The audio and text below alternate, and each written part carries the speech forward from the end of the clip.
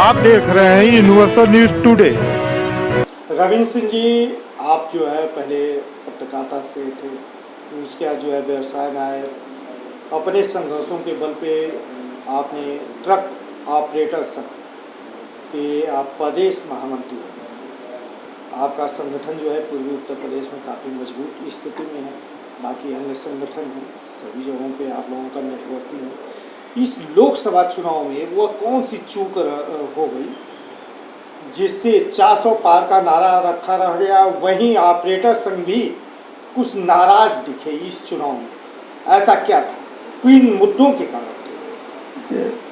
इसमें हम यह कह सकते हैं कि एक तो अति आत्मविश्वास हार का कारण रहा। कार्यकर्ताओं में, आम जनता में यह एक अति आत्मविश्वास था कि हम 400 तो जीत ही रहे हैं, तो वोट देने क्यों जाए। दूसरा कारण कार्यकर्ताओं का थोड़ा सा कह लीजिए अनदेखापन, चाहे संगठन द्वारा रहा हो चाहे सरकार द्वारा रहा हो। कार्यकर्ताओं में वह उत्साह नहीं दिखाई पड़ा जो पिछले चुनाव में, चाहे 17 के चुनाव में रहा हो चाहे 19 के चुनाव में रहा हो, वह इस चुनाव में नहीं दिखाई पड़ा। लेकिन इस बार जो है ट्रक ऑपरेटर संघ जो है निराश था। देखिए, हम अपने संघ की तरफ से और ट्रांसपोर्ट एसोसिएशन की तरफ से, ऑपरेटरों की तरफ से यह कह सकते हैं कि हम लोगों का उत्पीड़न बहुत ज़्यादा इस बार हो रहा है। जैसे आपको बता दें, चालान माफ़ी की योजना आई थी 2021 में कि समस्त चालान माफ़ होने थे। आज तक हमारे चालान नहीं माफ़ हुए हैं। जहाँ पे कोई पैरवी कर रहा है तो हो रहा है, नहीं तो नहीं हो रहा, ऐसे कैसे पड़े हैं। यह अधिकारियों द्वारा जो है, सरकार को हराने में अधिकारियों का भी कहीं न कहीं अहम भूमिका रही है। जो सरकार की नीतियां लागू करना है, उस नीति को धरातल पे नहीं पहुंचाया जा रहा है, जिसके कारण आम जनता या हम ट्रांसपोर्टर इससे वंचित रह जा रहे हैं और उसका लाभ नहीं पा रहे। जब लाभ नहीं पा रहे हैं तो उनको लग रहा है कि सरकार मेरे बारे में कुछ सोच नहीं रही है या कर नहीं रही है। नहीं, संघ आपका जो है इन मुद्दों से पुनः मुख्यमंत्री को हम संगठन की तरफ से इस चालान योजना को जो माननीय मुख्यमंत्री जी ने लागू किया था, उसके बारे में भी अवगत कराया था पत्र द्वारा। और इसके पहले एक मुफ्त योजना आई थी टैक्स माफ़ी को लेकर, टैक्स माफ़ी पे ब्याज का, उसके बारे में भी अवगत कराया था। वह लीन पीरियड में आया था, जो हम लोगों के लिए जुलाई अगस्त सितंबर बहुत ख़राब पीरियड होता है ट्रांसपोर्टरों के लिए, उसमें वह लागू किया गया था, जिसमें उसका लाभ जो है हमारे ट्रांसपोर्टर नहीं पाए थे। इसी तरीके यह जब लागू किया गया, इसमें अधिकारियों द्वारा छिपाया गया चालान को, चाहे वह ट्रैफिक का चालान हो चाहे परिवहन का चालान हो, उसको 2021 तक के सभी चालान माफ़ होने थे, नहीं हुए। इसको लेकर के माननीय मुख्यमंत्री जी, परिवहन मंत्री जी और प्रमुख सचिव परिवहन को भी पत्र द्वारा अवगत कराया गया, लेकिन उस पर कहीं कोई जो है कार्रवाई नहीं हुई। ऐसे कि जैसे तैसे वैसे चल रहा है। इसलिए ट्रांसपोर्टरों में निराशा व्याप्त है। उनके और तमाम मुद्दे हैं, जैसे अभी 1 तारीख से आपका टूल टैक्स बढ़ गए, उसको लेकर के आक्रोश है। आपका इंश्योरेंस जो आज के 5 साल पहले 3 साल पहले 50,000 में कराते थे, आज वह 1 लाख लग रहे हैं, डबल हो गए।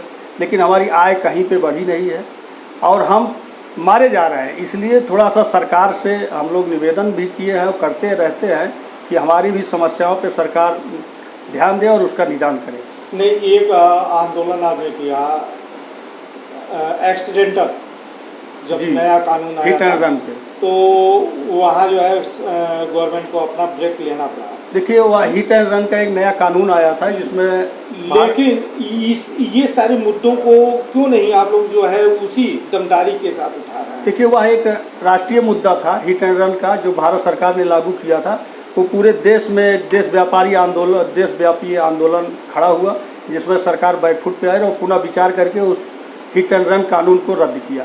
लेकिन यह एक प्रदेश स्तर का मामला था, जिसमें हम प्रदेश के समस्त ट्रांसपोर्टर इसके लिए लगातार लगे रहे, लेकिन अभी तक हमें इस पर कोई सफलता नहीं मिली कि हमारा, चाहे वह टैक्स ब्याज माफ़ी की योजना रही हो या चालान माफ़ी की योजना रही हो, इस पर कहीं कोई गवर्नमेंट ने अभी तक ध्यान नहीं दिया।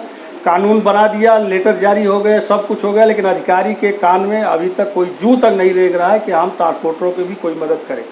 लखनऊ के ट्रक ऑपरेटरों का कहना है कि आए दिन वहाँ जो है परिवहन मंत्री के द्वारा रात में, सुबह टाइम में पहुँच के औचक निरीक्षण जिसका खामियाजा रहा?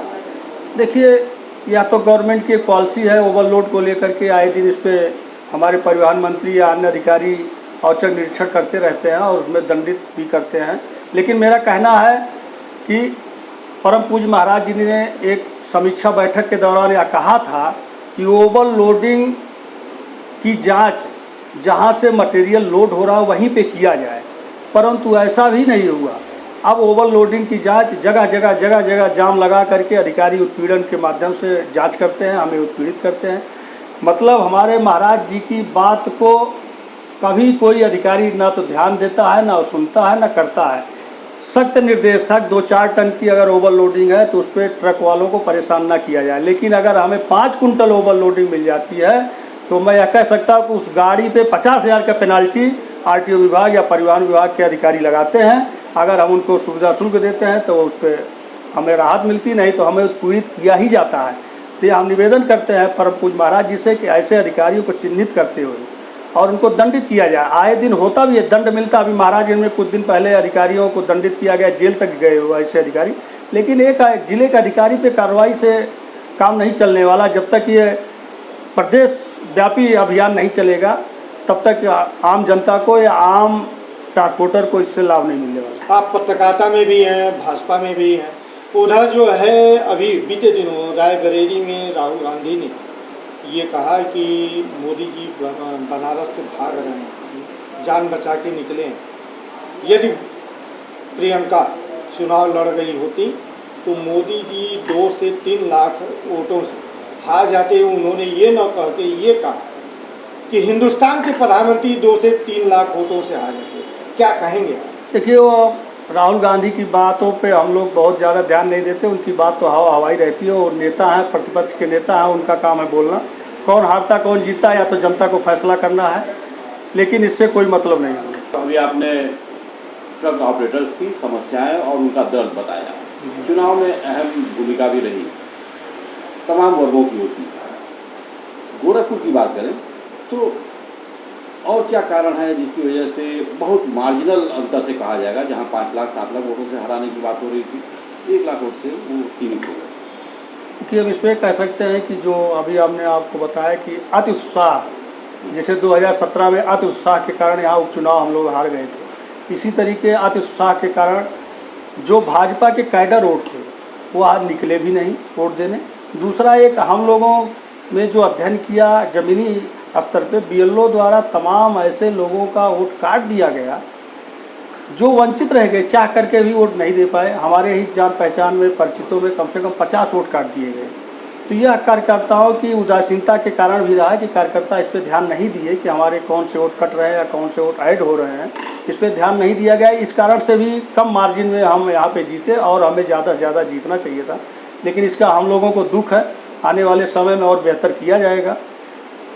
फिलहाल जो है अभी तो सामने है। क्या सरकार की कुछ पॉलिसियाँ भी ऐसी रही? नहीं, सरकार की पॉलिसी हम नहीं कह सकते हैं। सरकार की पॉलिसी तो बड़े स्तर का मामला है, उस पर हमें नहीं जानकारी है।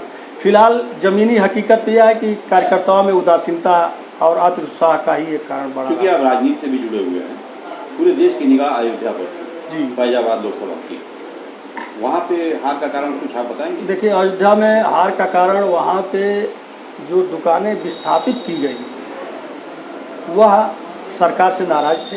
उनको कम मुआवजा मिला, किसी को 25,000 मुआवजा मिला, किसी को 50,000 मुआवजा मिला, किसी को 1 लाख मिला। वो जिस उम्मीद से थे सरकार के साथ, वह उम्मीद पे सरकार खरी नहीं उतर पाई। अब कारण जो भी रहा हो, चाहे अधिकारियों द्वारा सही बात माननीय मुख्यमंत्री जी तक पहुंचाया न गया हो या कोई अन्य कारण रहा हो, उस कारण से वहाँ पे बहुत सारे अयोध्यावासी भी वोट भाजपा को नहीं दिए, अन्य को दिए। क्योंकि हम लोग प्रति शनिवार अयोध्या जाते हैं और विजिट करते हैं, तो यह बातचीत के दौरान उनका एक कष्ट रहा है, दुकानदारों का भी, कि हम लोग काफ़ी, और वहाँ के प्रत्याशी से भी वो लोग नाराज़ चल रहे थे। प्रत्याशी कहीं आते जाते नहीं थे और उन्होंने एक बयान दे दिया था जो संविधान को परिवर्तित करने के बारे में, उसको लेकर के भी वहाँ पे अति पिछड़ी और पिछड़ी जातियों में नाराज़गी थी, जिसके कारण वह हार का कारण